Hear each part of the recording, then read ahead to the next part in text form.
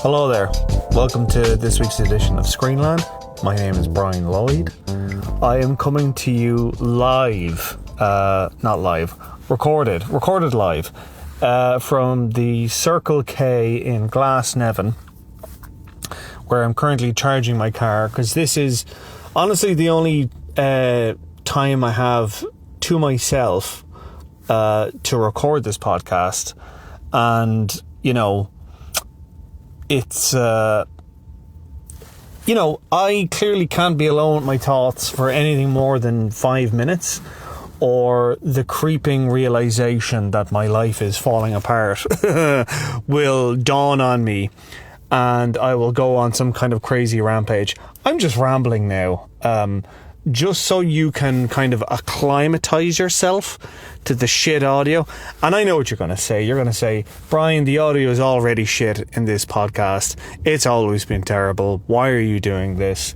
Yeah, to that I say, look, I'm sorry.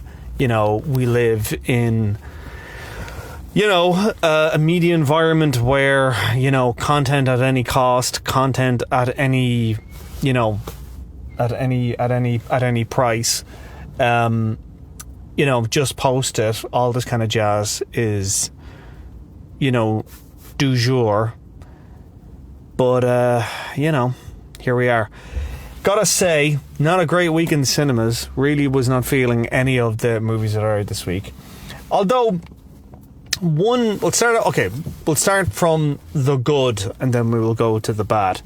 Splitsville. Now, full disclosure, I was watching this movie. It stars Adria Arjona, Dakota Johnson, Kyle Marvin, Angelo Covino, who writes, directs, and stars in it. The whole time I was watching it, I was actually kind of thinking to myself, this would probably have been a lot better if everyone was French, and I will explain. So, Kyle Marvin is married to Adria Arjona. Am I even saying her name right? Anyways, they're married, and he's on his way to visit his friend, Angelo Covino, who's way, way richer than him. Kyle Marvin and Adria Arjona are fooling around in their car on the way. They have a near-miss experience, and she suddenly just has this realization that actually she doesn't want to be married anymore, and proceeds to tell him that she's been unfaithful to him and that she wants a divorce. He just freaks out, runs to the very, very rich friend's house, where he spends the night, and during the course of the evening, it is revealed that Dakota Johnson and Angelo Covino's character are in fact having an open marriage. And later on then, Dakota Johnson kind of talks about how, and this is, okay, I've talked to people who have had open marriages, or at least participated in an opening of their marriage for a period of time, and then it eventually led to divorce, which I think is kind of like, I'm not trying to yuck anyone's yums here, but that's the conventional wisdom, isn't it? Like, if you're having an open marriage, it's like, okay, we're slow walking to divorce here. Fine, whatever works for you. In the rare fucking instances that it works, those are the exception that proves the rule. You know what I mean? And, what I liked about this film... Sorry, I should continue on with the story. So, later that night, Kyle Marvin's character sleeps with Dakota Johnson because she reveals that, I actually haven't slept with anyone in the open marriage. I know he's in the city fucking other people, and, the two of them end up hooking up and stuff like that. And, this is the thing that is regularly talked about when it's open marriages. Like, one person is out sleeping around, the other person is at home crying themselves to sleep. And the film does ardently, acknowledge this reality. Maybe not to the extent of someone's bawling crying and the other one's sleeping around and stuff, but it does do that thing The End of Oak Street. Okay. That's a new trailer that's out. Yeah, so like there is this that reality is acknowledged in the film, and you know, it's very frank about a lot of things in this film. It's very frank about the fact that, you know, open marriages generally tend to not work, but they also kind of talk about the fact that, you know, the reason why Angelo, Covino and Dakota Johnson's characters haven't got divorced is because, like, well, we've got a kid, number one, and number two, we've got money, so that means we can't get divorced. Whereas Kyle Marvin's character and Adrian Arjona's character are like, well, you know what, we don't have money and we don't have kids, so this is easier. And this is something, again, it's quite realistic. I know people who have gotten divorced who didn't have kids and didn't have money, and it was very like, yep, this is just over now, I guess, and yep, we've got to go to a solicitor and get this all done. Like, that is lived experience, do you know what I mean? And I say, and like, you know, this is, you know, there is a wider discussion about, you know, monogamy and polygamy and polyamory and all the kind of jazz happening now, that these kind of films wouldn't have necessarily been, I mean, would have been ultra sophisticated 40 years ago. Now it's kind of like, well, yeah, people are doing this. You know, it's a lot more kind of common, a lot more accepting. And, you know, the film acknowledges the sort of the hyper-normalization of quote unquote unusual relationship arrangements, you know. It's quite funny, like it's very knowing, it's very adult, and it's shot lovely as well. Like, it looks really gorgeous, it looks really kind of, you know, glossy and breezy, and you know, it's a film for grown-ups, you know. It is a film very much for grown-ups, and that is encouraging to see that something like this is actually getting a decent release. Like, I would wonder if this was released on Netflix, for example, that it would just up and vanish like a fart in the wind. Do you know what I mean? But the fact that it's going into the cinemas, I'm not saying everyone's going to rush out and see it. I don't think this is going to do huge numbers and stuff, but it is still good to see that at the very least they're trying to kind of make thoughtful, funny, you know, sophisticated adult entertainment. Do you know what I mean? Even if you do have to fucking travel to the next town over to see it, at least it's there. And the guy next to me is using the Hoover, so if you're hearing that, I also apologise for that.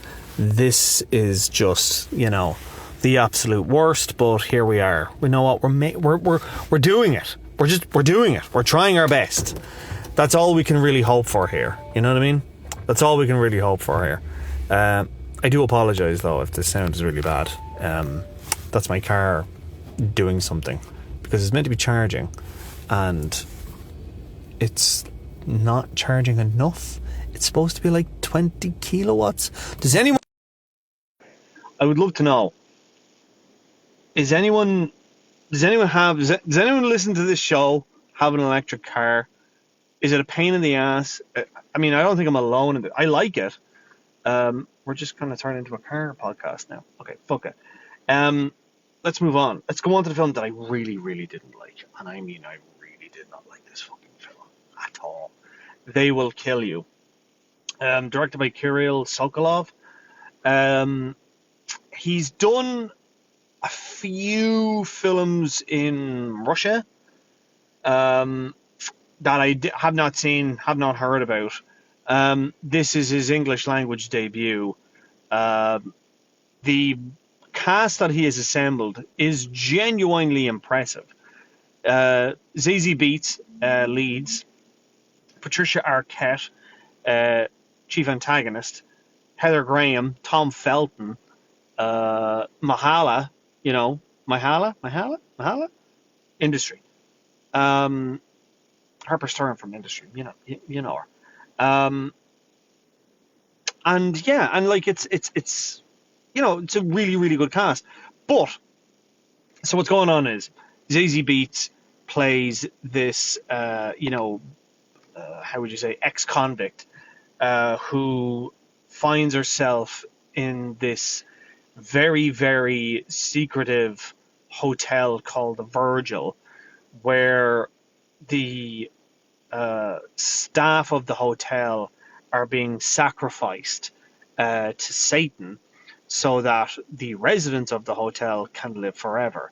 Now, if you're saying to yourself, Brian, that sounds like the fucking thinnest critique of capitalism that I have ever heard, brother, sister, you are so right for that. That is 100% correct. This thing is about as subtle as a fart in a bathtub, okay? In a fucking porcelain bathtub.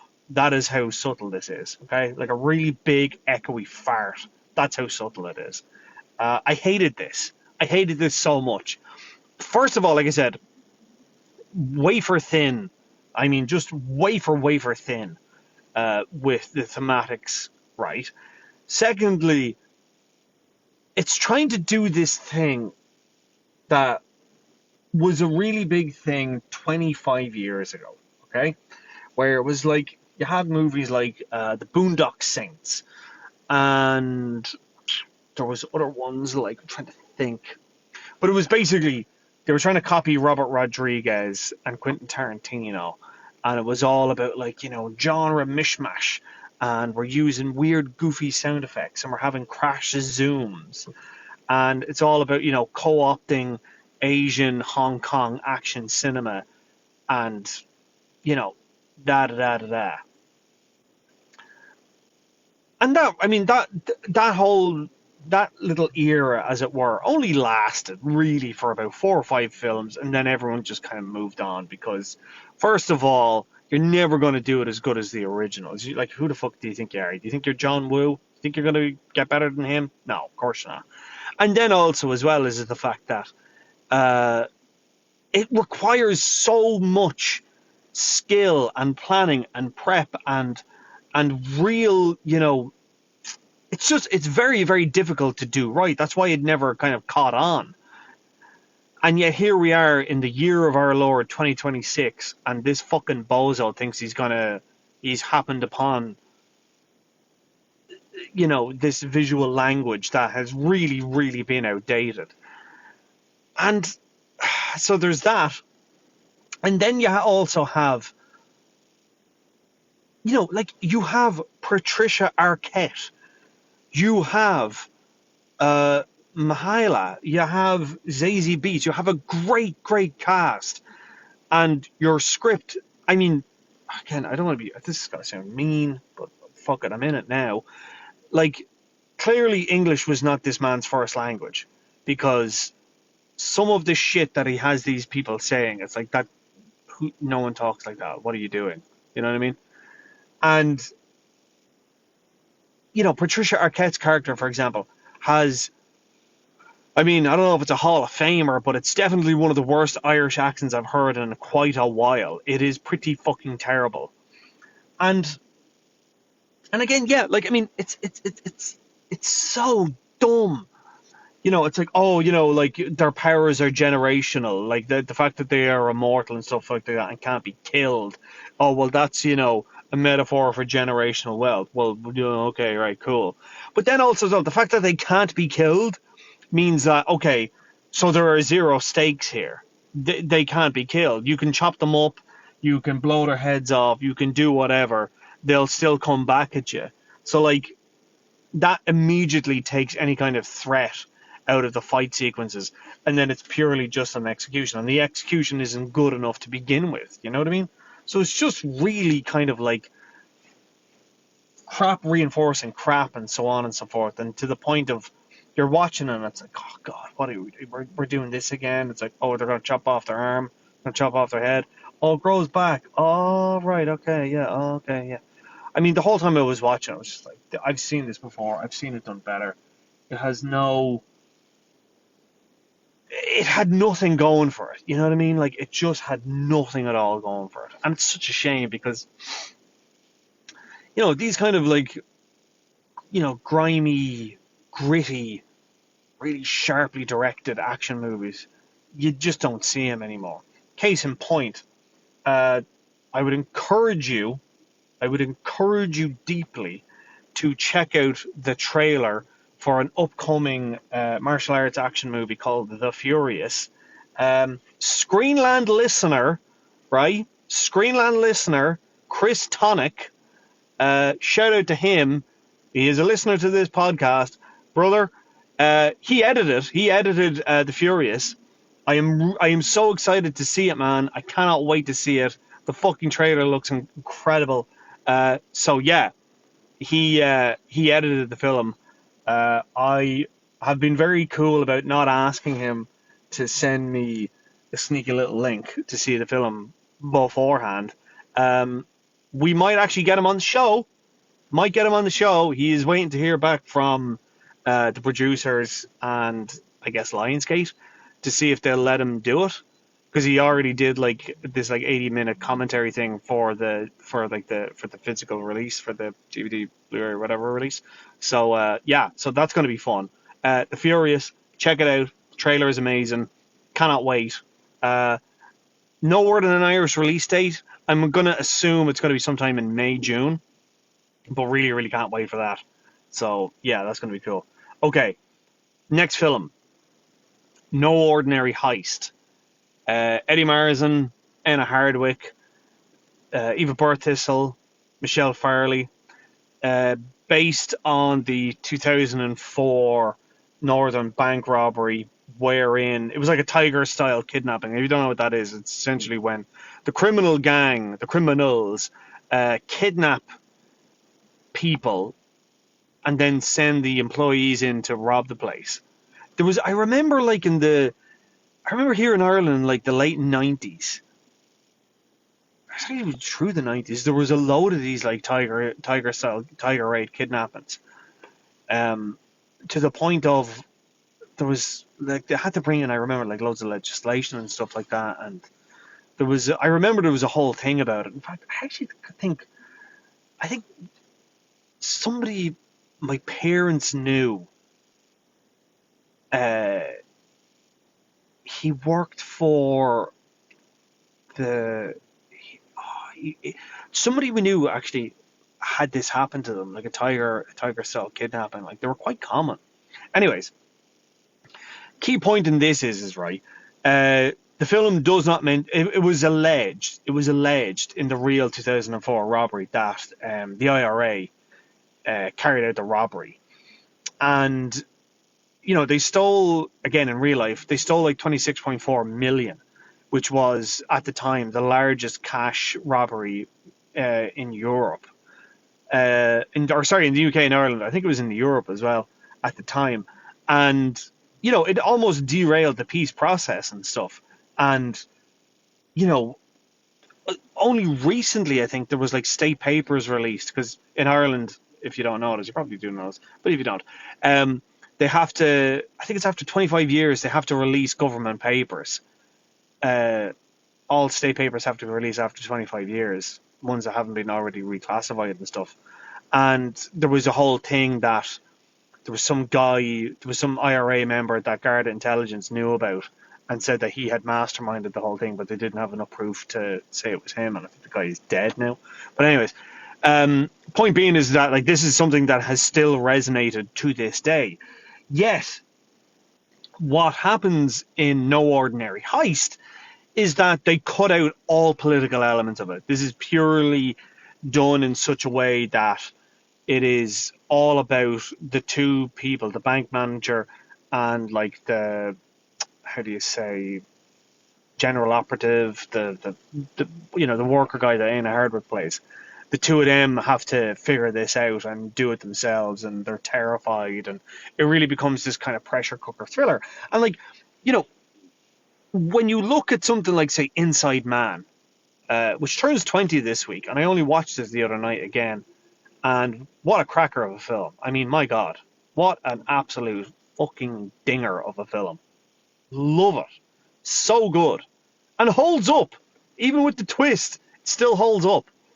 It's still like really well made. You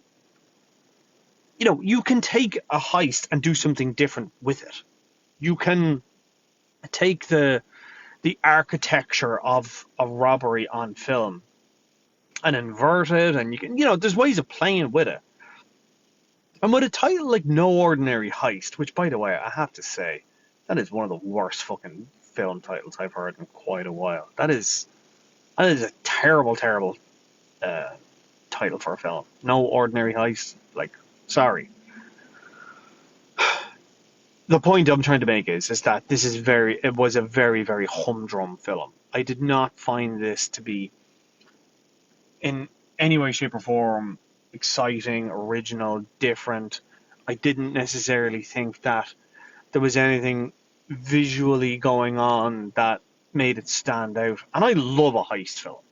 I mean, I fucking love a heist film. Thief, Heat, like I said, Inside Man, Taking a Pelham 1, 2, 3.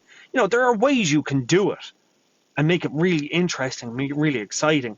And what they're trying to do in this, in No Ordinary Heist, is, I guess, maybe I'm giving this a latitude or something, I don't know, but they're trying to kind of make it seem humdrum, do you know what I mean?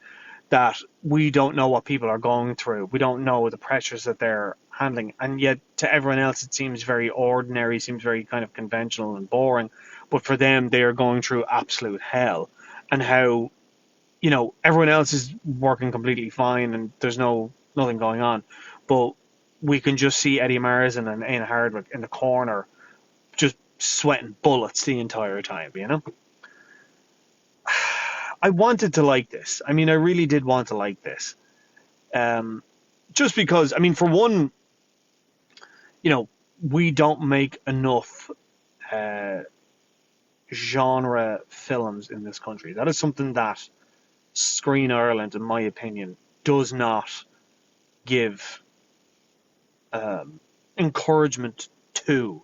Now, I know, like, Screen Ireland's whole remit is we have to support the Irish film industry, and by doing that, fund and develop films that would have no other way of receiving funding and support. So, and the idea is that genre films can easily be made. I think now is bullshit. Let's be honest about it. Making any fucking film nowadays is kind of an uphill battle. And I don't know, like, I mean, consider, again, I was talking about The Furious earlier, and, like, look at what The Raid did for Asian action films and the Asian action film industry, right? Joe Taslim and these guys are in huge demand in big major Hollywood films now. You know what I mean? Think of what that has done for that industry. Why can't we do something like that here? Like, even look at what the French film industry does. Like, what was that film? It was A Stray Bullet, I think it was called. But, like, they can be made, and they can be made quite cheaply, and they can be exciting, and they can be really kind of, really entertaining. And unfortunately, No Ordinary Heist, it just wasn't that. You know what I mean? It wasn't entertaining. Like, it was quite dull. It was quite repetitive. I get that, like, they're trying to kind of make this into a character study and really kind of center it in on two performances with Eanna Hardwicke and Eddie Marsan. But I don't know, there just wasn't enough going on here that I could kind of hang my hat on and say, okay, well, that's interesting. And, like, part of what's exciting about a heist is that, I think, on film, I mean, is the vicarious thrill. You know what I mean? The excitement of it. The fact that it's like, you're jumping over a bank teller and you've got the gun and you're, everybody on the floor and, blah, blah, blah, blah, blah. We want to hurt no one. Da, da, da. The excitement, the thrill of it. And this feels ardently like it's like, we're going to deny you that thrill because this is not thrilling. And, like, that's fine. Morally, I don't think anyone is watching, fucking Point Break and thinking, the morality of the dead presidents is very much a good thing, etc., etc., etc. Oh, look, there it goes by there in a bus. And, like, oh yeah, that's another thing. Dave already pointed this out.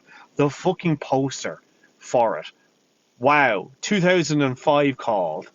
What in the Welcome to the Punch, action 2-pack DVD box set is going on here with this thing? What the hell? Yeah, it's a shame. I so wanted this to be good. I so wanted this to be much more enjoyable, much more, thrilling than it was. I just felt like a slog. I was watching this and it felt like a slog to get through, which is a real shame. So those are our 3 films this week. I want to finish on a positive note. Sora, which was the AI slop video app of the moment, is now gone. Rest in piss, bozo. I'm glad you're dead. And nothing of value was lost. Nothing of value was lost in Sora closing down. I genuinely have such a deep and abiding hatred for generative AI, and specifically video AI, that it honestly gives me energy just thinking about how much I hate it. It is, and I'm not just saying this because I'm a film critic and I watch TV and, I review stuff, visual medium professionally. But I look at, the stuff that comes out from AI video, right? And first of all, has our visual acuity degraded so much that we're looking at this stuff and just being like, oh yeah, that looks great, yeah, cool, fantastic, yeah, that's really good. Like, what the hell? What the fuck are we doing here, right? Next of all, have you ever actually thought about the people who use generative AI and video AI? Have you ever looked at the people that use it, right? Like, what is it? It's fucking betting apps. It's porn scams. It's far-right fucking political organizations. Like, it is the fucking... Basically, the point I'm trying to make is, it's the fucking worst of the worst who use generative AI video. It really is. Like, you can't convince me that anyone that has any kind of discernment, anyone that has any kind of morality, genuine, honest morality, would use AI. Because AI is fundamentally, it is theft, right? It is fucking theft. It is, I don't know who it was that said it. AI is just one big plagiarism machine. And here, right, I have used AI. I have used AI for stuff. And I can tell you now, right, most of the time, it's been shit. And I've used it to get myself out of a hole because I don't have time to do something. I'm like, I'll just type this in. And it'll just give me back what I need just to satisfy something. I can't really get into specifics because I'll be revealing so much. But like, anytime I've ever used it in a creative kind of endeavor, like say for example, like when I remember when I was doing like the design for Screenland and stuff for the logos and stuff, I thought, okay, maybe I can use this in such a way that it will, I've got taste. You know what I mean? Like, I know what I like and I know what's good. So if I can give it some examples and say, give me something like this, maybe it'll work. And the shit that it just pumped out was absolute fucking dreck. And I spent I spent time on it. I didn't have money. I never have money to put into any kind of creative endeavor. I couldn't what's the word? I couldn't justify the expense for certain things. And I was like, okay, well, fine, fuck it. I'll just try AI and just see if it worked. And it looked like shit. It looked like shit. And eventually I was just like, okay, fine, fuck this. I'll just make it myself, which is what I did. And immediately, I was like, oh, I should have just done this from the start. Like, anytime I've ever used AI, it's kind of like, going the long way and then going the short way and thinking that one or the other is going to help. Thinking that this is a shortcut, and then it eventually ends up just being, the same fucking time. You know what I mean? Like, you're saving no time by using it. And that's, like, I'm not judging people who have used AI necessarily, but at the same time, I'm kind of like, can you not just look that up yourself? You're telling me you can't fucking write this? And like, I remember I was talking to somebody about it, and they were a small business owner, and their argument was, oh well, I use this like an advisor. So, if I'm thinking about doing something, I will ask ChatGPT.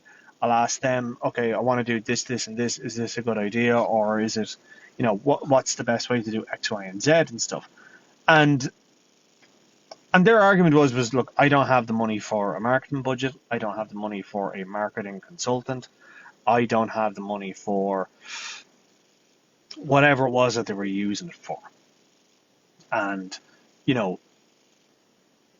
the other argument they were saying was like, what terrible people are using this and feel no qualms about it. So why should I deny myself this tool, this resource, if I can use it for something good? And I mean, when you hear something like that, at least I did, and I kind of find it hard to argue the point further, because it was like, okay, yeah, small business and you're using it and da-da-da, but I mean, it still didn't sit right with me, and I suppose I didn't want to argue the point any further, because it eventually sounds like I'm judging them for using it. And I have to be honest, I was judging them. I do, when I hear people say, oh yeah, sure, I looked it up in ChatGPT. I mean, honestly, like, I was with my brother the other day there, and he was fucking talking about using ChatGPT for shit. I was like, why the fuck are you using that? I was like, what are you doing? Like, why are you using that?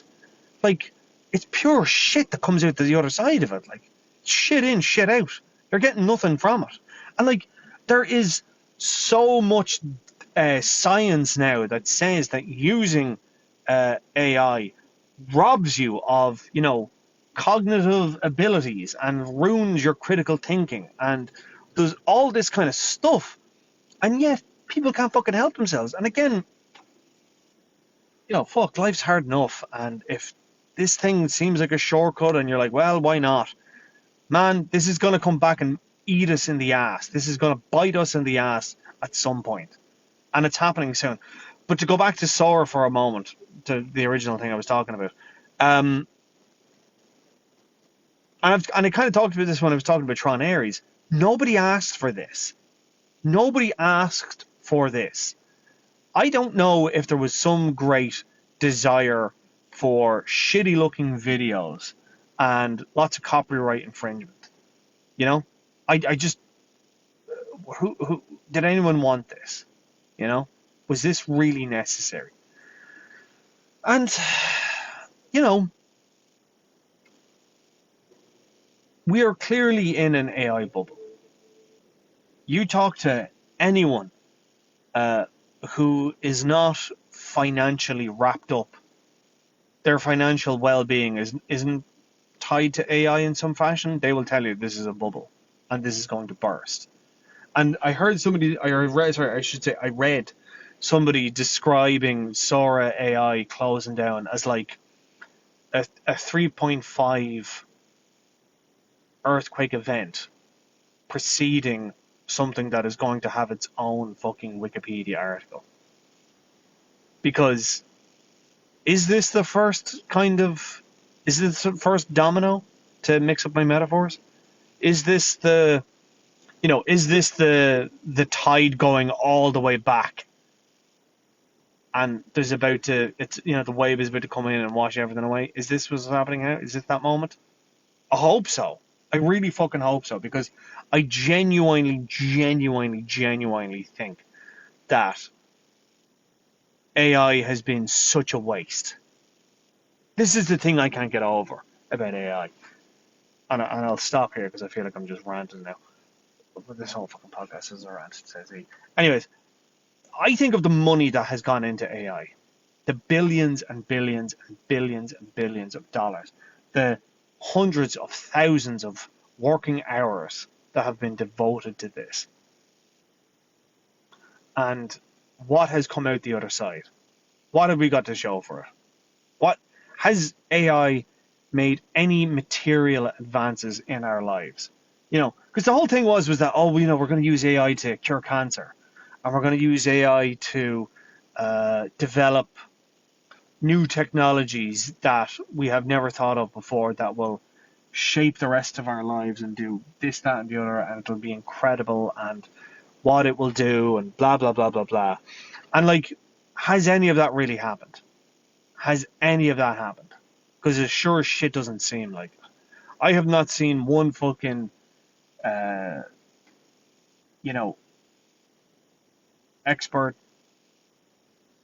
person come out and say AI helped us, figure out climate change, or AI has helped us dissolve microplastics in the body, or anything like that.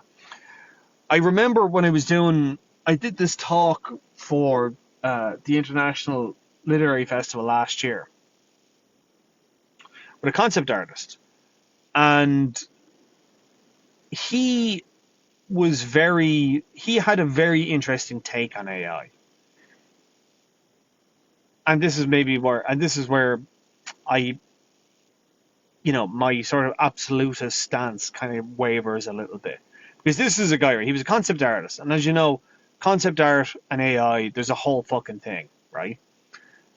And his argument was I don't mind using AI. In fact, I do use AI for certain things, because, he used an example. He was saying, when he kind of draws up, a scene or whatever, and he said what he's noticed is that executives are coming to him and saying, hey, listen, can you put Brad Pitt in the foreground there? They have these little pictures to give it a sense of scale to the thing. He says, can you put Brad Pitt in there? Put Brad Pitt or Tom Cruise or fucking Saoirse Ronan in there somewhere.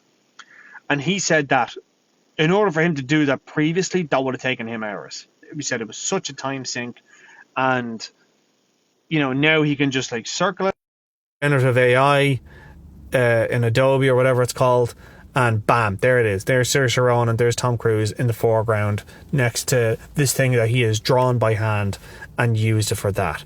And I said, but what if you're with a director and they come in and say, oh yeah, listen, I fed some prompts into AI and here's what I've got, so I don't fucking need you. And what he said, and again, this was where I'm kind of, my absolutist stance kind of wavers a bit. He said, for me, he said, when I'm working on a piece, it's not he described it as, I'm showing you what you don't want until we get to what you want. And AI is essentially foregoing that conversation and jumping right to the end. And the idea is that it's all about subtraction and concept art. It's put this in, take that out, put that in, take that out, until you are left with the thing that you want. And in small instances like what he was describing, I was like, okay, yeah, fine, maybe, but